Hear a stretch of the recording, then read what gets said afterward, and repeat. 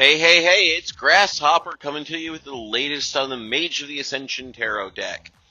Now, to get started with, you have to understand that the Mage of the Ascension Tarot deck, originally published by White Wolf Games, mad props, was never intended to be a real functional tarot deck for the purposes of doing divination and spellwork and things like that.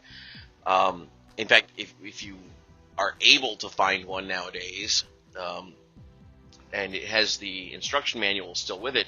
If you flip through the instruction manual, there's actually a part in the book that says that it is a game prop only, and only to be used as a game prop, not to be used for actual divination work, which is kind of a fourth wall break, if you will. But it also makes it pretty awesome.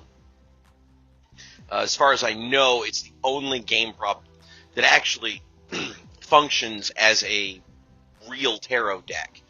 Now, that being said, it's fairly interesting in the psychedelic kind of dystopian sort of fashion. This is not the tarot deck that you break out for your little sister or Mr. Happy-Go-Lucky. This is the kind of tarot deck that you break out, you know, when you want to read for the goth chick or the extreme emophile or one of those people, because it's a little bit crazy.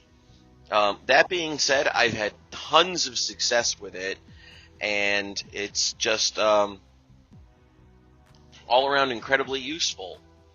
Now, with that little introduction out of the way, the next couple of videos are going to get into each individual card, but I wanted to make that clear up front that it is not originally intended to be a functional tarot deck, and you really should understand that if you're going to start reading with it.